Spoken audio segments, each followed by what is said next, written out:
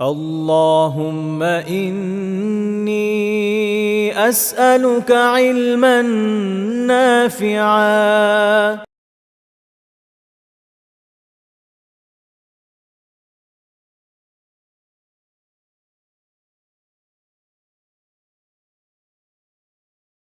আসসালামু আলাইকুম ওয়া রাহমাতুল্লাহি ওয়া বারাকাতুহু। আলহামদুলিল্লাহি রাব্বিল আলামিন ওয়াসসালাতু ওয়াসসালামু আলা রাসূলিহিল আমিন ওয়া আলা আলিহি ওয়া সাহবিহি আজমাইন ওয়া মান তাবি'আহুম বিইহসানিন ইলা ইয়াউমিদ্দিন আম্মা বা'দ। ফাআউযু বিল্লাহি মিনাশ শাইতানির রাজীম। বিসমিল্লাহির রাহমানির রাহিম। ওয়া'লামু আন্নামা আমওয়ালুকুম ওয়া আওলাদুকুম ফিতনাহ ওয়া আন্নাল্লাহা 'ইনদাহু আজরুন 'আযীম। يا أيها الذين آمنوا إن تتقوا الله يجعل لكم فرقانا ويكفر عنكم سيئاتكم ويغفر لكم والله ذو الفضل العظيم. وإذ يمكر بك الذين كفروا ليثبتوك ويقتلوك ويخرجوك ويمكرون ويمكر الله والله خير الماكرين. আল্লাহ সুবহানাহু ওয়া তাআলার বিশেষ মেহেরবানি ইলমান নাফিআর সৌজন্যে কুরআন মাজিদ পড়ি জেনে বুঝে শিরোনামে 214তম দিনের মতো কুরআন মাজিদের হালাকায় আল্লাহ সুবহানাহু ওয়া তাআলা আমাদেরকে অংশগ্রহণ করবার তৌফিক দিয়েছেন। আমরা আল্লাহ সুবহানাহু ওয়া তাআলার শুকরিয়া আদায় করছি আলহামদুলিল্লাহ। আজ আমরা ইনশাআল্লাহ সূরা আনফালের 27 নম্বর আয়াত থেকে তিলাওয়াত করব, যেখানে আল্লাহ রাব্বুল আলামিন বলছেন, ইয়া আইয়ুহাল্লাযীনা আমানু, হে যারা ঈমান এনেছো, লা তাখুনুল্লাহা ওয়ার রাসূলা ওয়া তাখুনু আমানাতিকুম ওয়া আনতুম তা'লামুন, তোমরা আল্লাহ এবং তার রাসূলের সাথে খিয়ানত করো না।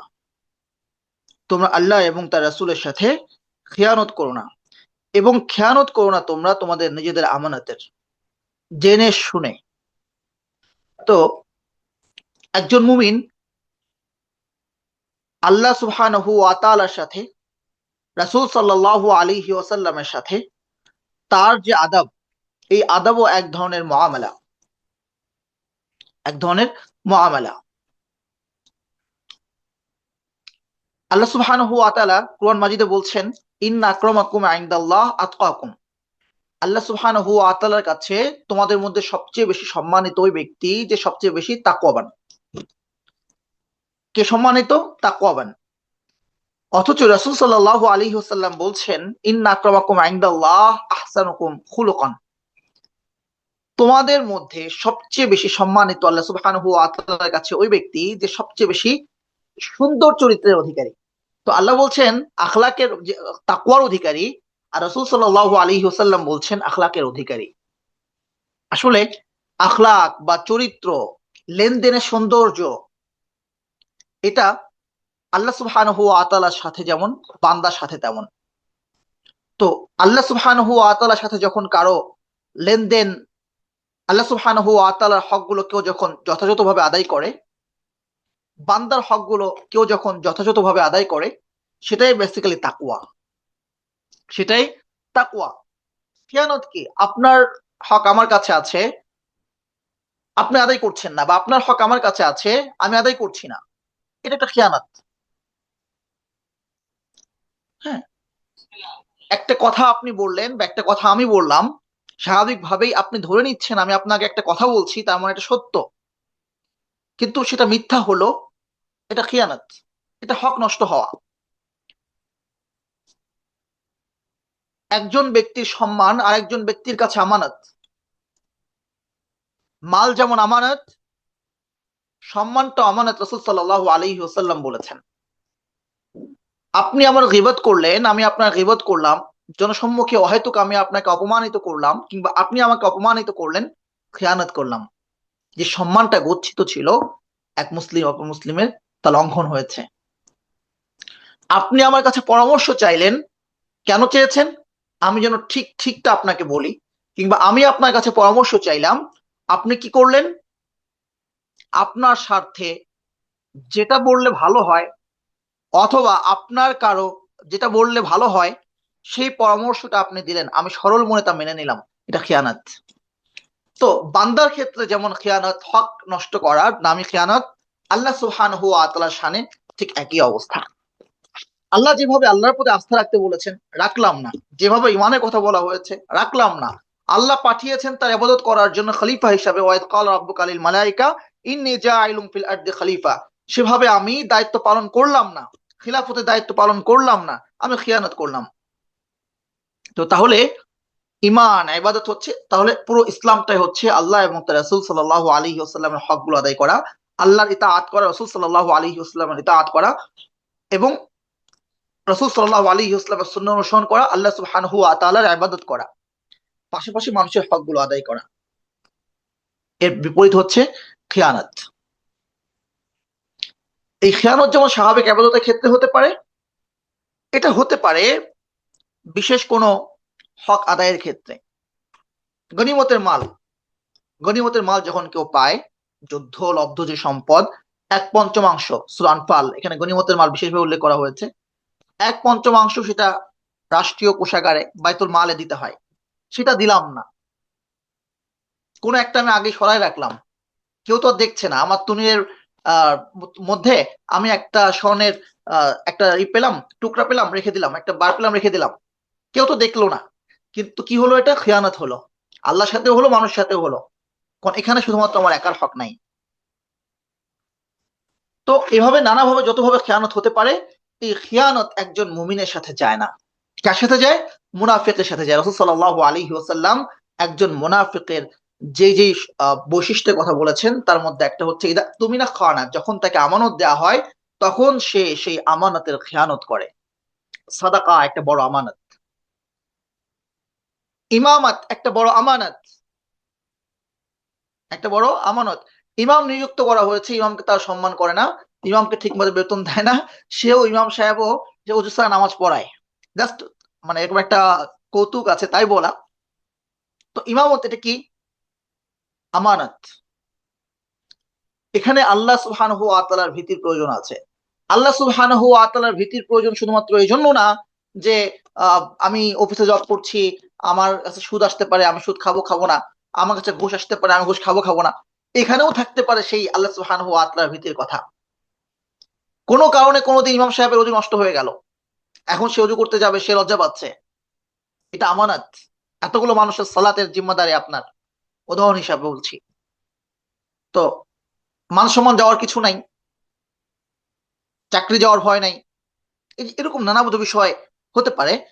অথবা আপনি নামাজের মধ্যে এমন কোন একটা ভুল করলেন, ফরজ তরক হয়ে গেল, নামাজ নষ্ট হয়ে গেছে, মুক্তাদিরা কেউ বুঝলো না, আপনি তো বুঝেছেন, আপনি নামাজের পর বলবেন যে এটা আমার মানে ভুল হয়ে গেছে, নামাজ আবার পড়তে হবে, আপনি চিন্তা করলেন আমার চাকরি থাকবে না। এটা একটা আমানত যে কোরআন সকল মানুষের হক, তাদের কাছে তাদের হকগুলো আহ পৌঁছে দিতে হবে, হকগুলো তাদের কাছে পৌঁছে দিতে হবে। আপনি মেম্বারে বসে সত্য কথাটা বললেন না, এটা একটা খিয়ানত। আমি একজন অফিসের দায়িত্বশীল, আমার উপর একটা আমানত আছে, যথাযথভাবে এই সময়টুকু আমি অফিসকে দিব, মাঝে আমার সালাতের বিরতি থাকবে, আমার খাওয়ার বিরতি থাকবে, ভাবনার জন্য সময় থাকবে, কিন্তু আমার কাজ শেষ হয়ে গেছে বা কোন রকম কাজটা শেষ করেই আমি সঙ্গে সঙ্গে ফেসবুকে স্ক্রলিং করা শুরু করে দিলাম, এটা খিয়ানত। তো এই আমানত খিয়ানত, আমানত খিয়ানত এটা নানাবিধ বিষয় হতে পারে। তো একজন মুত্তাকির কাছে আমানত গচ্ছিত, একজন মুমিনের কাছে আমানত গচ্ছিত, সেখানে আমানতটা নিরাপদ। কিন্তু আফসোসের ব্যাপার হচ্ছে সেই মুমিন নাই, খুব কম আছে, অবশ্যই আছে, খুব কম, আমরা খুব কমে গেছি, খেয়ানতটা খুব আম হয়ে গেছে। আল্লাহ আমাকে আমাদের সকলকে হেফাজত করেন। ওয়ালামু আন্নামা আমওয়ালুকুম ওয়া আওলাদুকুম ফিতনা, এটা কেন হচ্ছে? আল্লাহ বলছেন জেনে রাখো তোমাদের সম্পদ, তোমাদের সন্তান, এটা একটা ফিতনা, একটা পরীক্ষার বিষয়। ওয়া আন্নাল্লাহা ইনদাহু আজরুন আযীম, যদি এই পরীক্ষায় তুমি উত্তীর্ণ হতে পারো তবে জেনে রাখো নিশ্চয় আল্লাহ সুবহানাহু ওয়া তাআলার কাছে রয়েছে বিরাট প্রতিদান।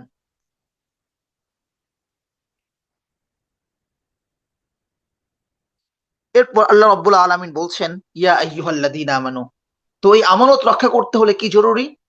খেয়ানত থেকে বেঁচে থাকতে হলে কি জরুরি? তাকওয়া জরুরি, তাছাড়া পসিবল না। তাই আল্লাহ বলছেন ইয়া আইয়ুহাল্লাযীনা আমানু, হে যারা ঈমান এনেছো, ইন তাত্তাকুল্লাহ, যদি তোমরা আল্লাহকে ভয় করো, আজআল লাকুম ফুরকানা, তখন তোমাদের বাজ বিচার করার ক্ষমতা, মুক্তির পথ, সাহায্য আল্লাহ তোমাদের জন্য নির্ধারণ করে দিবেন। কোন পথে মুক্তি, কোন সিদ্ধান্ত গ্রহণ করা উচিত, কোন পথে চললে তুমি মুক্তি মিলে যাবে, তোমার পেরেশানি দূর হয়ে যাবে। আজআল লাকুম ফুরকান, আল্লাহ সুবহানাহু ওয়া তাআলা তোমাদের জন্য ফুরকান তৈরি করে দিবেন, ফুরকান নির্ধারণ করে দিবেন। আর এক জায়গায় আল্লাহ রাব্বুল আলামিন বলছেন, মাইয়াত্তাকিল্লাহ আজআল লাহু মাখরাজা, আল্লাহকে ভয় করবে, আল্লাহ তার বের হওয়ার পথ করে দিবেন। দুটো একই সমর্থক। আজআল লাকুম ফুরকানা ওয়া ইয়াকাফিরু আনকুম সাইয়্যাতিকুম, তো ভুল ত্রুটি তো কিছু হয়েই যায়, তো বাকি যে ভুল ত্রুটিগুলো হয়ে যায় আল্লাহ সুবহানাহু ওয়া তাআলা সেগুলো ক্ষমা করে দেবেন। ওয়া ইয়াগফির লাকুম, তোমাদেরকে ক্ষমা করবেন। আল্লাহু যুল ফাদলিল আযীম, নিশ্চয় আল্লাহ সুবহানাহু ওয়া তাআলা বিরাট অনুগ্রহের অধিকারী।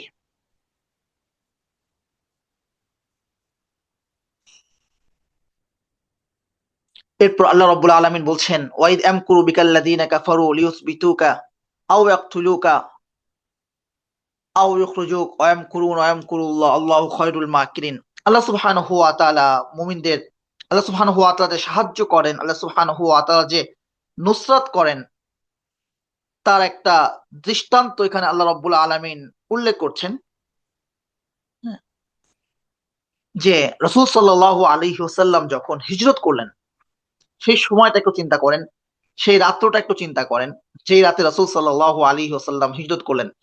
আল্লাহ যেন সেই সময়টাকে একটু কল্পনায় আনতে বলছেন। ওই সময়কে স্মরণ করো, ওই সময়কে স্মরণ করো, একটু চিন্তা করো সেই বিভীষিকাময় পরিস্থিতি। বাঁচার কি উপায় ছিল, কোনো উপায় কি ছিল যখন কাফেররা তোমার বিরুদ্ধে ষড়যন্ত্র করছে, দারুন আদওয়ায় সবাই একত্রিত হয়েছে, কেন লিয়াসবিতুক, তোমাকে বাঁচিয়ে রেখে তা ষড়যন্ত্র করছে যে তাকে মক্কা থেকে বের করে দাও, অথবা তাকে বন্দি করে রাখো। মক্কা থেকে বের হয়ে গেলেও তো সে দাওয়াতের কাজ করতেই থাকবে, যেখানে যাবে সেখানেই করবে। আচ্ছা, তাকে বন্দি করে রাখো যেন সে যাইতে না পারে। ফায়দাটা কি হবে? ফায়দা হবে হচ্ছে যদি তাকে হত্যা করে ফেলা হয়, তাইলে তো বনু হাশেম আর বনু আব্দুল মুত্তালিব সকলের বিরুদ্ধে যুদ্ধ, যে হত্যা করবে তার বিরুদ্ধে কিসাসের দাবি করবে, সে গোত্রের বিরুদ্ধে যুদ্ধে লেগে যাবে। হ্যাঁ, তো তাইলে তো হত্যা সমাধান না, বন্দি করে রাখো। তারা রক্তের দাবিও তুলতে পারবে না, আবার অন্য জায়গায় গিয়ে দেশান্তর করে দিলে অন্য জায়গায় গিয়ে দাওয়াতের কাজও করতে পারবে না। একটা ষড়যন্ত্র এমনও হলো। হ্যাঁ, আর কি, শেষমেশ যেটা সিদ্ধান্ত হলো যে না, ঠিক আছে, হত্যাই করা হবে, কিন্তু একজন না, প্রত্যেক গোত্র থেকে সেরা সেরা ব্যক্তি মিলে সেই হত্যাটা করা হবে। তো সেরা সেরা ব্যক্তিদেরকে, লড়াকু লড়াকু ব্যক্তিদেরকে একসাথে করা হলো রাসূল সাল্লাল্লাহু আলাইহি ওয়াসাল্লামকে হত্যা করার জন্য। নাউজুবিল্লাহ। ছোট্ট একটা ঘর, ছোট্ট একটা ঘর, যে ঘরকে ঘিরে ধরেছে 10 জন মানুষ, এবং যে 10 জন হচ্ছে মক্কার সেরা লড়াকু ব্যক্তি, সবচেয়ে সাহসী তরুণ যুবক এবং যোদ্ধা, উন্মুক্ত তরবারি হাতে। তারা ছোট্ট ঘরটাকে ঘিরে ধরেছে। তারা কি চায়? রাসূল সাল্লাল্লাহু আলাইহি ওয়াসাল্লামকে হত্যা করবে। আপনি একটু চোখটা বন্ধ করেন, চিন্তা করেন, এর চেয়ে কঠিন কোন পরিস্থিতি আছে কিনা? ছোট্ট একটা ঘর, যে ঘরে উকি দিলেও দেখা যায় ভিতরে কি আছে, সেখানেই একজন মানুষ, যে মানুষকে ঘিরে আছে 10 জন মানুষ, বের হওয়ার কোনো পথ নাই, একে অপরকে দেখতে পাচ্ছে, মানে একটা গোল সার্কেল, 10 জন ঘিরে আছে একজন মানুষ, বের হওয়ার কোনো পথ নেই। ওয়াম করুনা, তারা ষড়যন্ত্র করছে, ওয়াম করুল্লাহ, আল্লাহ ষড়যন্ত্রের জবাব দিচ্ছেন। সেই জায়গা থেকে আল্লাহ খায়রুল মাকিরিন, আল্লাহ শ্রেষ্ঠ মানে ষড়যন্ত্রের জবাব দানকারী, শ্রেষ্ঠ পরিকল্পনাকারী। সেই জায়গা থেকে আল্লাহ সুবহানাহু ওয়া তাআলা রাসূল সাল্লাল্লাহু আলাইহি ওয়াসাল্লামকে বের করে আনলেন। সুবহানাল্লাহ। বের করে আনার পরে এমন না যে কোথাও পলাই গেলেন, সেখান থেকে রাসূল সাল্লাল্লাহু আলাইহি ওয়াসাল্লামের ঘর কোথায় ছিল? মক্কার পূর্ব দিকে, মক্কার পূর্ব উত্তর কোণে। ভালো করে বুঝি, মক্কার পূর্ব উত্তর কোণে, আফওয়ান, কাবার পূর্ব উত্তর কোণে রাসূল সাল্লাল্লাহু আলাইহি ওয়াসাল্লামের ঘর ছিল। কাবার কোণগুলো যদি আমি আপনাদেরকে বলি, কাবার পশ্চিম দিকটা, পশ্চিম দক্ষিণ কোণে হচ্ছে পশ্চিম দক্ষিণ কোণে রুকনে আমানি, পশ্চিম দক্ষিণ কোণ সরি দক্ষিণ পূর্ব কোণে হাজারে আসওয়াদ, এবং এই পাশে জামজাম, সাফা পাহাড়। এবং কাবার অপর দিকটা মানে হচ্ছে উত্তর পূর্ব কোণে মারওয়া, মারওয়া পাহাড়ের ওই পাশে ছিল রাসূল সাল্লাল্লাহু আলাইহি ওয়াসাল্লামের ঘর। দুই পাহাড়ের মাঝখান থেকে রাসূল সাল্লাল্লাহু আলাইহি ওয়াসাল্লাম আসতেন, একদিকে মারওয়া পাহাড়, অপরদিকে সাফা পাহাড়। এর মাস দিয়ে রাসূল সাল্লাল্লাহু আলাইহি ওয়াসাল্লাম আসতেন, বাবুস সালাম দিয়ে আসতেন। বাবুস সালাম, বাওয়াবাতুন নবী, এখন সেখানে অনেকগুলো দরজা আছে, এদিকটাতে আসতেন। এদিক থেকে এসে আহ কাবার দক্ষিণ দিকে, কাবার দক্ষিণ পশ্চিম দিকে কিছুটা রুকনে আমানের দিকে সামনে এগিয়ে গেলে আবু বকর রাদিয়াল্লাহু তাআলা আনহুর ঘর ছিল, যেখানে এখন মসজিদে আবু বকর অবস্থিত, এই কোলক টাওয়ারের পাশে। সেইখানটাতে আসলেন, এসে রাসূল সাল্লাল্লাহু আলাইহি ওয়াসাল্লাম, এত তো ঘর ছিল না, তাকাইলেই দেখা যায়, কেউ দেখলো না, সবাই ঘিরে আছে। সেখান থেকে আবু বকর রাদিয়াল্লাহু তাআলা আনহুকে নিয়ে আহ হিজরা রোড দিয়ে, মক্কার সব দিকেই পাহাড়, সব দিকেই পাহাড়, শুধুমাত্র এই দিকটাই হচ্ছে নিচু ভূমি। এই পথটা ধরে 4.5 কিলোমিটার হেঁটে, 4.5 কিলোমিটার, আবারও বলছি 4.5 কিলোমিটার প্রায় হেঁটে রাসূল সাল্লাল্লাহু আলাইহি ওয়াসাল্লাম গড়ে সাউরে গেলেন। যাকে হত্যা করার জন্য এত ষড়যন্ত্র, এত কিছু, এত দীর্ঘ পথ পাড়ি দিলেন, কেউ তাকে হত্যা করতে পারলো না। রাসূল সাল্লাল্লাহু আলাইহি ওয়াসাল্লাম গড়ে সাউরে গেলেন। গড়ে সাউরে গিয়ে আগে আবু বকর রাদিয়াল্লাহু তাআলা আনহু প্রবেশ করলেন, যে ভিতরে কিছু থাকতে পারে, রাসূল সাল্লাল্লাহু আলাইহি ওয়াসাল্লামের ক্ষতি হতে পারে। দেখুন, আল্লাহ সুবহানাহু ওয়া তাআলা এতভাবে তাকে হেফাজত করছেন, তাইলে আল্লাহ যেহেতু হেফাজত করছেন, সতর্ক থাকার কি দরকার না? আমাকে আমার চেষ্টা করতে হবে, আমাকে আমার তাকওয়া অবলম্বন করতে হবে, আমাকে আমার উপায় অবলম্বন করতে হবে। আল্লাহ সুবহানাহু ওয়া তাআলা তারপর নসরত করবেন।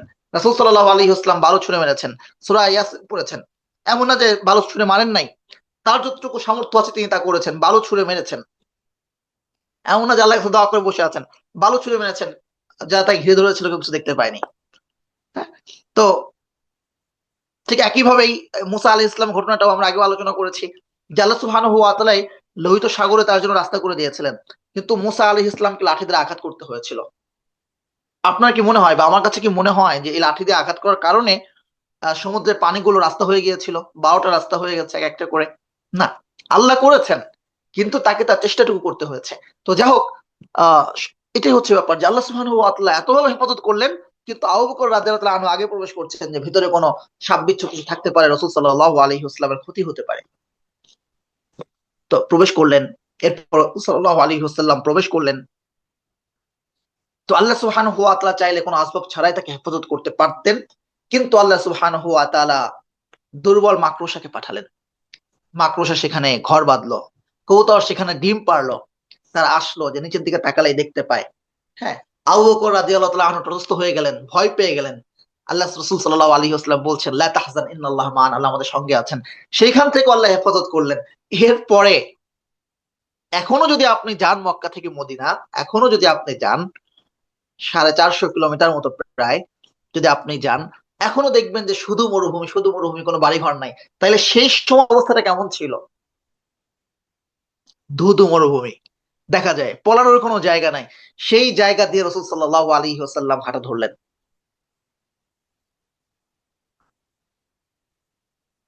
প্রতিমধ্যে হত্যার ষড়যন্ত্র হলো। আল্লাহ সুবহানাহু ওয়া তাআলা সেখান থেকেও রাসূল সাল্লাল্লাহু আলাইহি ওয়াসাল্লামকে হেফাজত করলেন।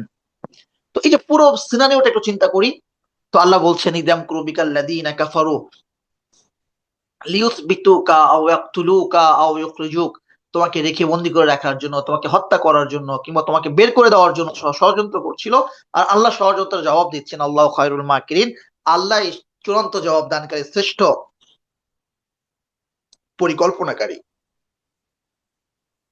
তো এখানে কে হেফাজত করেছেন? আল্লাহ। এখান থেকে বের হওয়ার কোনো পথ ছিল? ছিল না। কেন বের করেছেন? আল্লাহর জন্য কেউ যখন হয়ে যায়, আল্লাহ তার জন্য হয়ে যায়।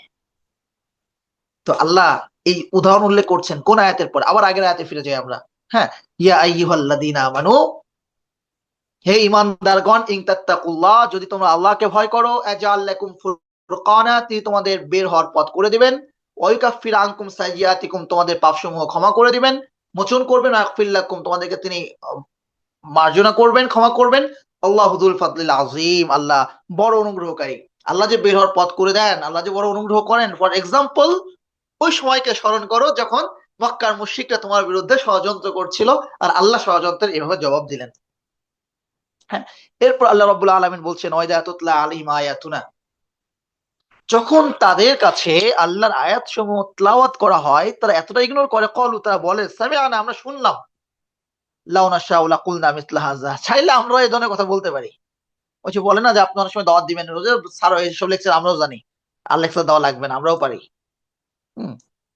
তো তারা এইভাবে কি করে, আর যদি আমরা চাইতাম তাহলে আমরাও এরকমটা বলতে পারতাম, ইন হাদা ইল্লা আসাতিরুল আওয়ালিন, এটা তো পূর্ববর্তীদের অলিক কথাবার্তা, অলিক কল্প কাহিনী বা রূপকথা, এটা তো পূর্ববর্তীদের রূপকথার কাহিনী। আজ জাতি গল্প বলছো, সামুদ জাতি গল্প বলছো, এসব রূপকথা গল্প তো আমরাও জানি, আমরা কি বলতে শুরু করব? আমরা শুনছি, শুনছি থাকার কইতে হবে না। এটা ছিল তাদের জবাব। ওয়াইদ ক্বালু, ওই সময়কে স্মরণ করো যখন তারা বলল, ইন কানা হাযা হুয়াল হক, যদি এটা সত্য হয়ে থাকে, ফামতির আলাইনা হিজারাতাম মিনাস সামা।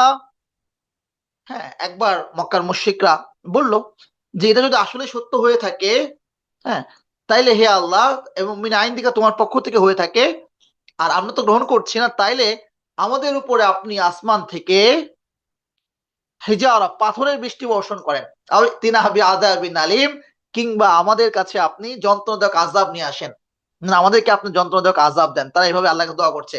আল্লাহ যদি সত্যি তোমার পক্ষ থেকে হয়ে থাকে, এটা এই কোরআন সত্য, নবী যদি মুহাম্মদ যদি সত্য হয়ে থাকে, তাহলে আসমান থেকে তুমি আমাদের উপরে পাথরে বৃষ্টি বর্ষণ করো, আমাদেরকে যন্ত্রণাদায়ক আযাব দাও। আল্লাহ সুবহানাহু ওয়া তাআলা বলছেন, পাগলারে, মা কান আল্লাহু লিআযিবাহুম ওয়া আনতা ফীহিম, মুহাম্মদ আপনি তাদের মাঝে অবস্থান করছেন, এমন অবস্থায় আল্লাহ সুবহানাহু ওয়া তাআলা তাদেরকে আযাব দিবেন না। এজন্য না যে তারা আযাব প্রাপ্তির উপযুক্ত না, এজন্য না যে তারা আযাব থেকে বাঁচার কোনো কারণ তাদের আছে, এজন্য যে আপনি তাদের মাঝে আছেন। সাল্লাল্লাহু আলাইহি ওয়াসাল্লাম, সাল্লাল্লাহু আলাইহি ওয়াসাল্লাম। আল্লাহ সুবহানাহু ওয়া তাআলা কি, আল্লাহ সুবহানাহু ওয়া তাআলা কতটুকু সম্মানিত করেছেন। পৃথিবীর বুকে, পৃথিবীর বুকে নূহ আলাইহিস সালাম থাকা অবস্থায় তার জাতিকে ধ্বংস করেছেন। এই পৃথিবীর বুকে সালেহ আলাইহিস সালাম থাকা অবস্থায় তার জাতি আদকে ধ্বংস করেছেন। হুদ আলাইহিস সালাম থাকা অবস্থায় আদ জাতিকে ধ্বংস করেছেন। সালেহ আলাইহিস সালাম থাকা অবস্থায় থামুদ জাতিকে হত্যা করেছেন। শোয়েব আলাইহিস সালাম থাকা অবস্থায় তার জাতিকে হত্যা করেছেন। লূত আলাইহিস সালাম থাকা অবস্থায় তার জাতিকে হত্যা করেছেন। আর আল্লাহ মুহাম্মদ সাল্লাল্লাহু আলাইহি ওয়াসাল্লামকে এতটুকু সম্মানিত করছেন, তারা বলছে আযাব দাও, আযাব দাও। আল্লাহ বলছেন যে আযাব দেবেন না, আপনি তাদের মাঝে আছেন। ওমা কান আল্লাহু মুআযিবাহুম ওয়া হুম ইস্তাগফিরুন, আপনি তাদের মাঝে আছেন, এমন হলে আল্লাহ আযাব দেবেন না। আর সেকেন্ড একটা অপশন আছে, যে জাতি আল্লাহ সুবহানাহু ওয়া তাআলার কাছে ইস্তেগফার করে, আল্লাহ সুবহানাহু ওয়া তাআলা সেই জাতিকে আযাব দেবেন না। ইস্তেগফার একটা বড় হাতিয়ার, বড় হাতিয়ার। ওয়া ইস্তাগফিরু রাব্বাকুম, যদি তোমরা তোমাদের রবের কাছে ক্ষমা চাও, হ্যাঁ, তাহলে ইউরসিলু আলাইকুম আসসালাম মিদরারা ওয়া ইয়ামদিদকুম, তাহলে আল্লাহ সুবহানাহু ওয়া তাআলা আসমান থেকে বাড়ি বর্ষণ করবেন, তোমাদেরকে বরকত দিবেন। হ্যাঁ, তো ইস্তেগফার আল্লাহ সুবহানাহু ওয়া তাআলা রহমতকে আনয়ন করে। ইস্তেগফার আল্লাহ সুবহানাহু ওয়া তাআলা রাগকে প্রমোশন করে, প্রশমন করে। ইস্তেগফার আল্লাহ সুবহানাহু ওয়া তাআলার পক্ষ থেকে বারাকার ফয়সালা করে। ইস্তেগফার আল্লাহ সুবহানাহু ওয়া তাআলার পক্ষ থেকে, হ্যাঁ, ফজল ও করমের ফয়সালা করে। ইস্তেগফার দুনিয়ার পেরেশানি দূর করে। তো এজন্য বেশি বেশি ইস্তেগফার পড়া, আযাব থেকে বাঁচতে হলে ইস্তেগফার পড়া, সকাল সন্ধ্যা ইস্তেগফার পড়া। আল্লাহ আমাকে এবং আমাদের সকলকে ইস্তেগফার পড়তে তৌফিক দান করেন। আস্তাগফিরুল্লাহ রাব্বি মিন কুল্লি যামবিন ওয়া আতুবু ইলাইহি, এতটুকু পড়ি। এতটুকু না পারলে বলি আস্তাগফিরুল্লাহ, আল্লাহর কাছে ক্ষমা চাই। আস্তাগফিরুল্লাহ, আল্লাহর কাছে ক্ষমা চাই। আস্তাগফিরুল্লাহ, আস্তাগফিরুল্লাহ, আস্তাগফিরুল্লাহ, আস্তাগফিরুল্লাহ আল্লাযী লা ইলাহা ইল্লা হুয়াল হাইয়ুল কাইয়্যুম ওয়া আতুবু ইলাইহি, লা হাওলা ওয়া লা কুওয়াতা ইল্লা বিল্লাহিল আলিয়্যিল আযীম। অর্থগুলো জেনে নেব। আরো সুন্দর ইস্তেগফার আছে, সাইয়্যিদুল ইস্তেগফার আছে। আল্লাহুম্মা আনতা রাব্বি লা ইলাহা ইল্লা আনতা খলাকতানি ওয়া আনা আবদুকা ওয়া আনা আলা আহদিকা ওয়া ওয়াদিকা মাসতাতু। আল্লাহুম্মা ইন্নী আউযু বিকা মিন শাররি মা সানাতু, আবুউ লাকা বিনি'মাতিকা আলাইয়া ওয়া আবুউ বিযামবি ফাগফিরলি ফাইন্নাহু লা ইয়াগফিরুদ দুনুবা ইল্লা আনতা। হ্যাঁ, এরকম অনেকগুলো দোয়া আছে। আমরা এই ইস্তেগফার গুলো মুখস্থ করব, এগুলো মুখস্থ থাকার মতো জিনিস। হুম, আর কি, ওমা লাহুম আল্লা ইউআযিবাহুমুল্লাহু ওয়া হুম ইয়াসুদ্দুনা আল মাসজিদিল হারাম ওয়া কানু আউলিয়া। তো আল্লাহ বলছেন যে এছাড়া আর কি কারণ থাকতে পারে যে আপনি তাদের মাঝে আছেন এজন্য আযাব দেবেন না, কিংবা তারা যদি ইস্তেগফার পড়ে তারা আযাব দেবেন না।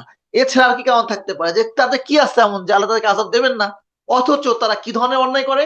আসুদ্দুনা আনিল মাসজিদিল হারাম, মসজিদে হারাম পর্যন্ত তারা বাধা দেয়। মসজিদে হারামে মুসলিমদেরকে যেতে দিচ্ছে না, সাহাবা কেরামকে যেতে দিচ্ছে না, তারা নিজেরাও যাচ্ছে না। ওমা কানু আউলিয়া, এত বড় অন্যায় করছে, আবার তারা আল্লাহর বন্ধুও না। কেন আল্লাহর বন্ধু না?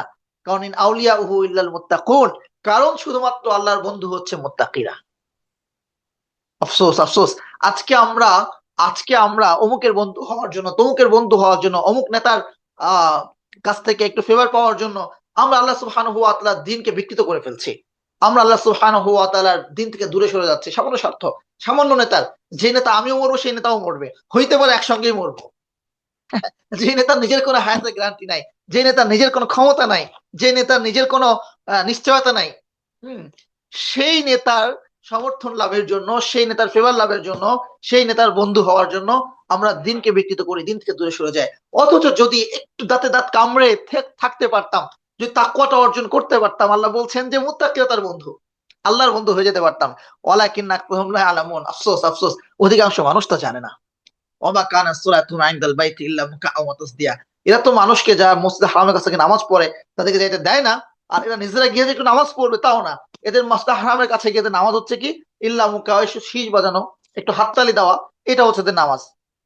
দেখবেন যে মানুষ যখন দিন থেকে দূরে সরে যায়, হিন্দুরা পূজা করে, হিন্দুরা পূজা করে, পূজায় ওদের বিভিন্ন ধরনের আয়োজন হয়, রাত্রেবেলা তাদের নাচ গান হয়, যে একজন একটা মেয়ে কোমর দোলায় নাচছে আর 10 জন মানুষ 1000 মানুষজন মিলে সেটা দেখছে।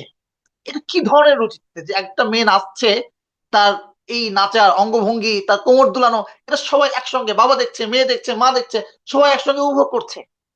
মানে কোন রুচিতে এটা ধরে আল্লাহ ভালো জানেন।